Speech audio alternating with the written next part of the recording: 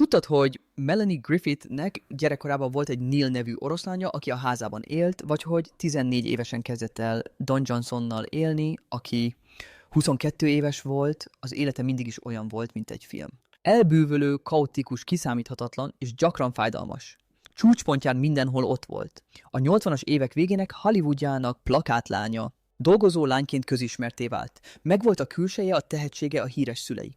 De valahol a díjak, a rehabilitációs időszakok és a bulvárlapok botránya között Melanie Griffith csendben eltávolodott az A-listától. Szóval mi a fene történt? Ez a hamis fekete. Melanie Griffith 1957. augusztus 9-én született hollywoodi királyi családban. Édesanyja Tippi Hedren volt az ikonikus szőke Hitchcock Madarak című filmjéből, édesapja pedig Peter Griffith, egykori gyerekszínész, aki reklámszakember lett. De a reflektorfényben való felnövésnek ára volt. Mindössze 9 hónapos volt, amikor szülei elváltak. Gyermekkorának nagy részét filmforgatásokon vagy az ipari elit körforgásában töltötte. Különösen azután, hogy édesanyja Alfred Hitchcock egyik pártfogoltja lett. Tippi szerint Hitchcock megszállottá, sőt birtoklóvá vált. És ez a feszültség átragadt a családi életükre is. Nyomokat hagyott maga után. 10 évesen Melanie gyönyörű, sebezhető és lázadó volt. 9 évesen kezdett modellkedni és tínédzserként színészkedni. Aztán mindössze 14 évesen találkozott a 22 éves Don Johnsonnal a Herod kísérlet forgatásán, amelyben az édesanyja játszotta a főszerepet.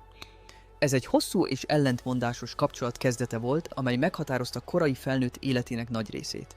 A legtöbb ember ismeri híres szerepeit. Kevesebben tudják, mennyire kaotikusak és gyakran veszélyesek voltak az ezeket megelőző évek. Filmes karrierje első lépéseit az 1970-es évek elején tette meg, amikor az alacsony költségvetésű Women Crush Wednesdays című drámában debütált, majd egy apró, de emlékezetes szerepet kapott Arthur Penn neo-noir filmjében, a Night Moves-ban 1975-ben.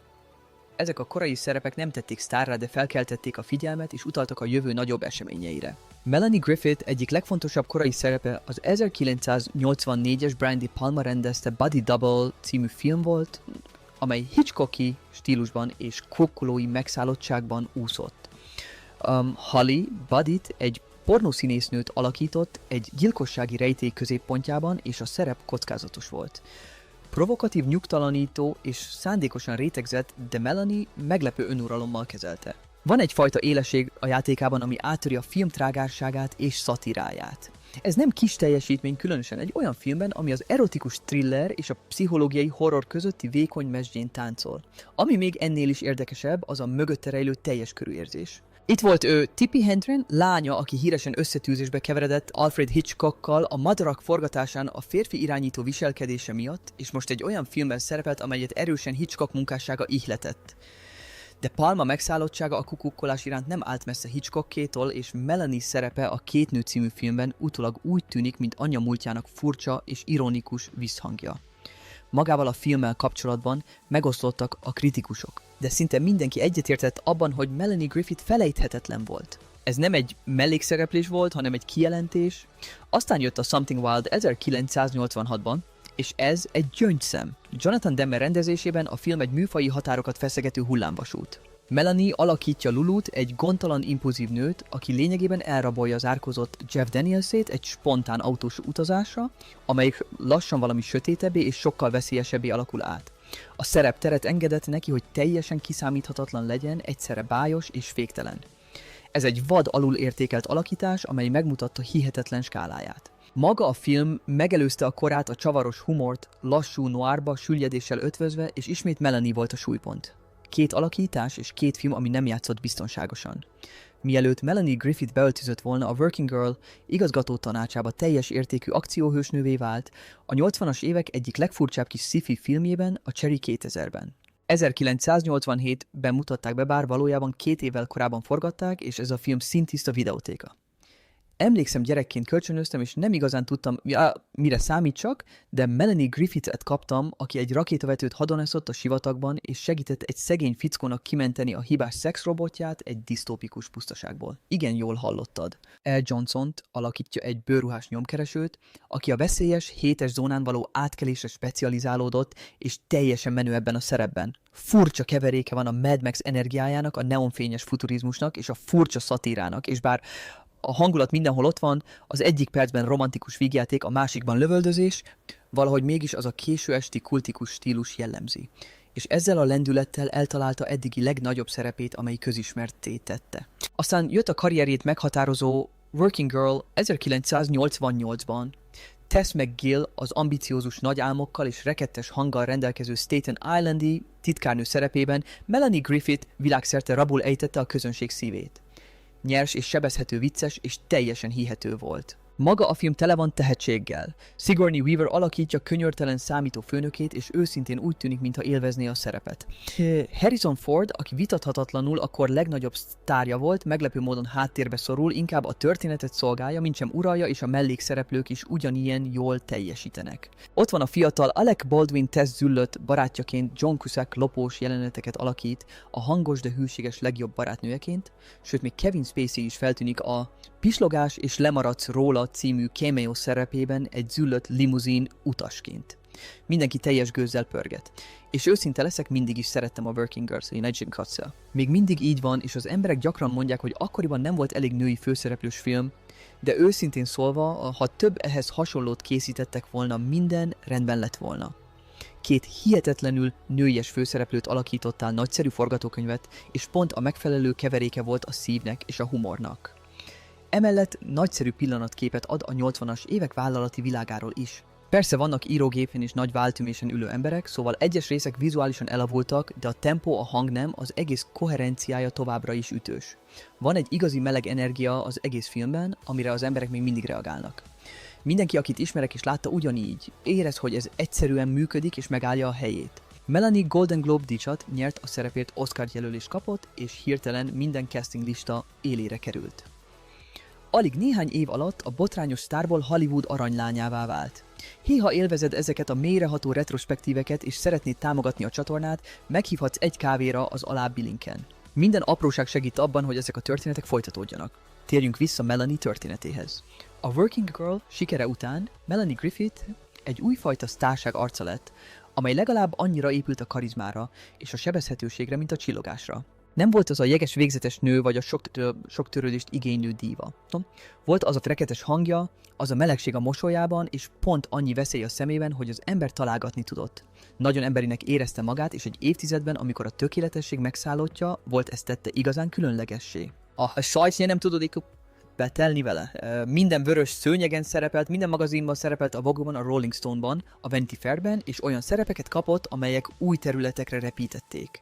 Az 1990-es Pacific Heights című filmben Matthew Modine oldalán játszotta a főszerepet, mint egy fiatal pár, akik egy viktoriánus korabeli házat vásárolnak San Franciscóban, hogy aztán kiadjanak egy szobát egy pszichotikus bérlőnek, akit Michael Keaton alakított. Az egyik legzavarosabb szerepében. A film egy feszült alulértékelt thriller, Melanie alakítása pedig földhöz ragadt és lebilincselő.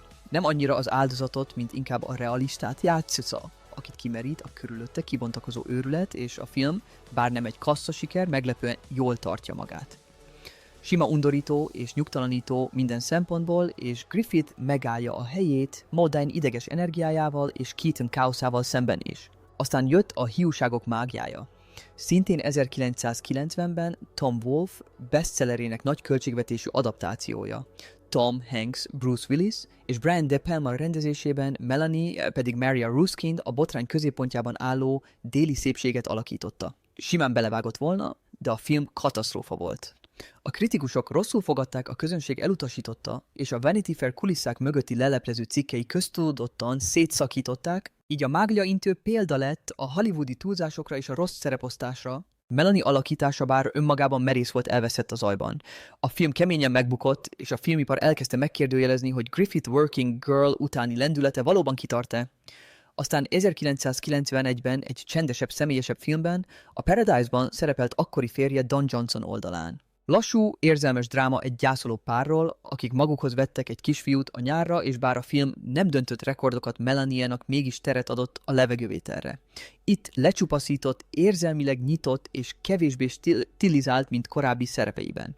Van benne valami bensőséges, érzed a fájdalmat a játékában, és talán részben nem is színészi volt. De a Working Girl után az volt az elvárás, hogy ő lesz a következő Julia Roberts vagy Michelle Pfeiffer, aki kasszasikereket és romantikus főszereplőket tud felmutatni anélkül, hogy kihagyna egy lépést sem. Melanie vonzereje azonban más volt. Nem lehetett könnyen beskatujázni. A sebezhetőség és a kiszámíthatatlanság keveréke lenyűgözővé tette a nézését, de a szakma számára nehezebbé tette a irányítását, ahol Hollywood pedig különösen akkoriban nem mindig volt kedves azokhoz a színésznőkhöz, akik túlságosan kilógtak a sorból. Ami még rosszabb, a média is elkezdte áthelyezni a fókuszt. Filmjei továbbra is jelentek meg, de ezek a címlapokra került történetek már nem a alakításairól szóltak. A házasságáról, a rehabilitációjáról, a megjelenéséről.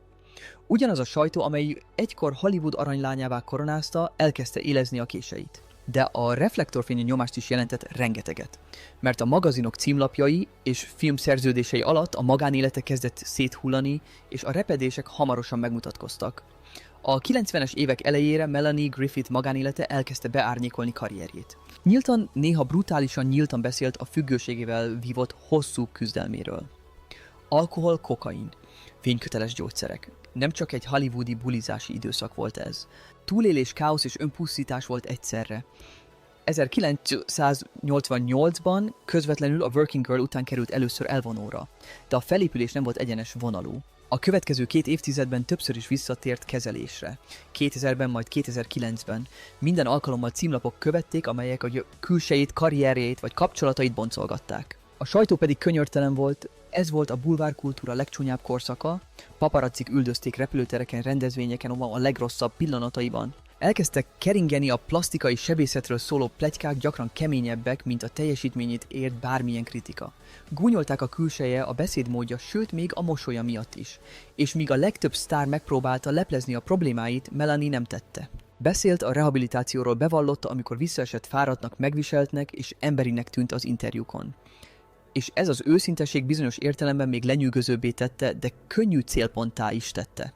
A 90-es évek végére a szerepek lelassultak, a casting rendezők tovább léptek, a stúdiók már nem hívták, nem azért, mert már nem volt tehetséges, hanem mert kiszámíthatatlannak tartották. Melanie Griffith magánélete mindig is kusza volt a nyilvános szereplése során.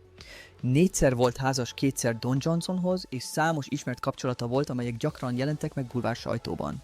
De a leghosszabb és legtöbbet emlegetett kapcsolata a spanyol színésszel, Antonio Banderasszal volt. A két férfi 1995-ben a Too Much című romantikus vígjáték forgatásán ismerkedett meg. A vígjáték kritikai szempontból nem hagyott nagy nyomot, de a képernyőn kívül megváltoztatta Melanie életét. Akkoriban mindketten házasok voltak, de a kémia tagadhatatlan volt, és 1996-ra mindketten beadták a vállókeresetet, és összeházasodtak. Ugyanebben az évben Melanie életet adott lányuknak, Stellának. Közel 20 évig voltak együtt, ami ritkaságszámba ment Hollywoodban, és egy ideig a filmipar aranypárjai közé tartoztak.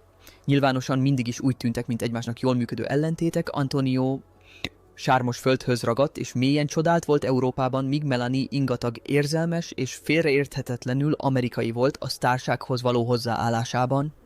A repedések azonban a 2010-es évek elején kezdtek megmutatkozni, és miután rehabilitációs időszakokkal, személyes egészségügyi problémákkal és karrierváltásokkal küzdöttek, a pár 2014-ben csendben bejelentette a válását, amelyet a következő évben véglegesítettek. Nem volt keserű, sőt azóta mindketten szeretettel beszélnek egymásról. Banderas még a családját is felhívta, és dicsérték, hogyan nevelték együtt Stellát. Mindig is az volt az érzésem, hogy tényleg szerették egymást, csak ez nem bírta ki örökké a reflektorfényt.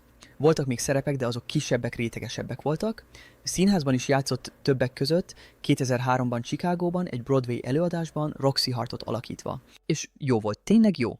A kritikusok meglepődtek. Néhányan elismerték, hogy alábecsülték, de ez nem lendítette fel újra filmes karrierjét. Lánya, Dakota Johnson már a sztárrá vált, számos filmben szerepelt az 50 árnyalattól az elveszett lányon át a meggyőződésig.